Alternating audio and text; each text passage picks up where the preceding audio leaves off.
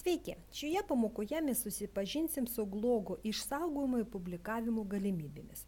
Baigiant darbą su blogu arba norint peržiūrėti atliktus pakeitimus, reikia darbą išsaugoti. Paspaudžius mygtuką Save and Publish, atsidaro publikavimo ir išsaugojimo pasirinkimo langas Publish Change.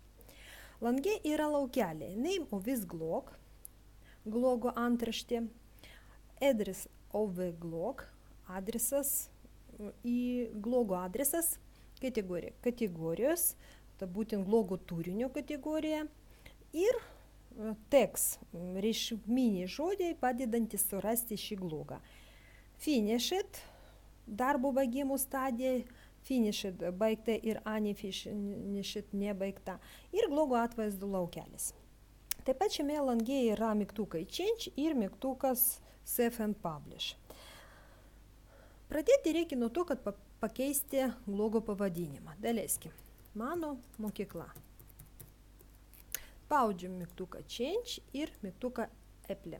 Taikite. Matome, kad yra generuojamas jūsų blogo internetinis adresas. Dabar reikia pasirinkti, priskirti blogo kategoriją. Jeigu blogas yra apie mokyklą, tai logiškai pasirinkti kategoriją mokykla. Dabar reikia įrašyti reikšminius žodžius. Pavyzdžiui, mokykla. Dabar reikia pažymėti, kokioj baigimo stadijoje yra šis blogsteris. Ar jis jau yra baigtas, finished, ar jis dar gali būti nebaigtas ir ateityje norima jį tobulinti. Jeigu mes pasirinksim, kad blogsteris yra dar nebaigtas, būtent unfinished, tai tada matom, kad mygtukas Save and Publish keičiasi į mygtuką Save, nes šitas blogas bus tik tai išsaugotas, bet dar nepublikuojamas. Jeigu mes galvojam, kad blogsterį baigėm, tai reikia pažymėti finished ir tada mygtukas keičiasi į mygtuką Save and Publish. Paspaudžiam mygtuką Save and Publish. Atsiveria dar vienas langas. Your blog has been published, kuri teigia, kad jūsų blogas yra publikuojamas. Ir šiame lange užduodamas klausimas, kas toliau? Lange yra nuoroda į jūsų sukurtą blogą, link your blog. Taip pat yra galimybė pasidalinti savo blogu su kitais. Laukelį tai galima atlikti greitai, naudojant įvairius internetinės bendravimo priemonės. Pavyzdžiui, elektroninį paštą, taip pat bendravimo portalus, pavyzdžiui, Facebook, adresinus, bookmark. Taip pat čia galima nukopijuoti sukurto blogo HTML kodą, embed code, paspaudžius mygtuką Copy. Šis kodas leidžia įterpti į savo, daleiskim, svetainę, savo blogsterį sukurtą ir tokiu būdu rodyti savo svetainės lankytojams. Šitam lange taip pat yra 3 mygtukai. Tai Webis blog, peržiūrėti šitą blogą, Continue to Editing, tęsti pakeitimus ir Back to Dashboard, sugrįžti į savo paskyros vietą. Paspaudžiu mygtuką sugrįžti į savo paskyros vietą. Dabar savo paskyroje mes matome, kad mūsų sukurtas blogas atsirado laukelėje Your blogs, jūsų blogai. Yra užrašytas jo pavadinimas, taip pat nurodyta kategorija, kurią mes pažymėjom, laikas, kada jis buvo sukurtas, kiek kartų jis buvo peržiūrėtas, ar yra jam parašyti kažkas komentavoje, ar yra komentarai jam, taip pat yra nurodyti reikšminiai žodžiai, kurie mes užrašėm, taip pat yra HTML kodų kopijavimo galimybės, internetinio adreso blogo kopijavimo galimybės, mygtukai Copy. Taip pat čia mes galim blogą, mūsų sukurtą blogą ištrinti arba redaguoti. Ir matome, kad šalia blogo atsiranda užrašas Finished Privat.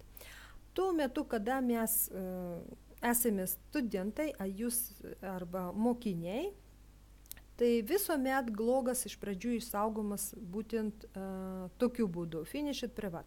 Tai reiškia, jis yra baigtas, kaip mes ir pažymėjom, ir yra matomas ne visiems. Tik po to, kaip mokytojas arba šiuo metu jūsų kursų dėstytojas peržiūrės jūsų blogsterį, jūsų blogą, tik jis gali pakeisti šitą užrašą, šitą publikavimo būdą kitu. Taip pasižymėmės glogą ir pažiūrim, kaip jis dabar atrodo. Iš karto yra matomas tas išsaugojimo būdas, kad jis yra baigtas, bet dar privatus, nematomas visiems, tik mokytojai yra matomas. Ir matome, kad glogo apačioje yra keletą laukelį. Komentarų laukelis, kur galima įvesti savo komentarus ir jų išsiųsti.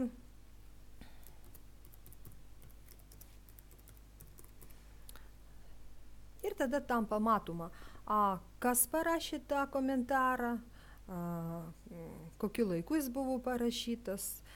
Perskaičius komentarą jūs galite jį ištrinti. Taip pat mes matom čia tokius nuorodos Embed on your page, tai reiškia, čia yra vėlgi galimybė nukopijuoti internetinį adresą jūsų blogo sukurto ir HTML adresą.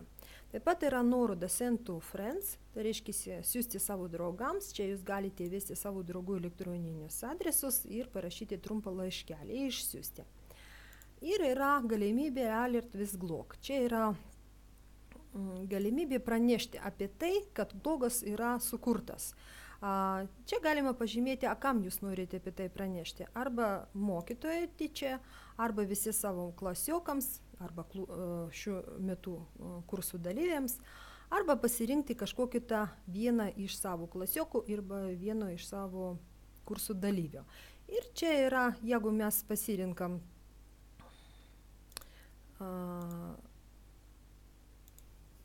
pasirinkti klasę, tais atvejais, kada klasių, pavyzdžiui, yra keletą.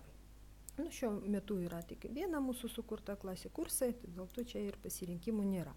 Ir pasirinkus, pavyzdžiui, mokytojo tyčia, jūs galite išsiųsti send ir mokytojo gaus savo paskyroje pranešimą apie tai, kad jūs sukūrėte blogą ir norite, kad jis būtų įvertintas. Šioje savaitėje jūs dirbote kaip virtualios klasės mokiniai, kitą savaitę jūs jau dirbsite kaip virtualios klasės mokytojai.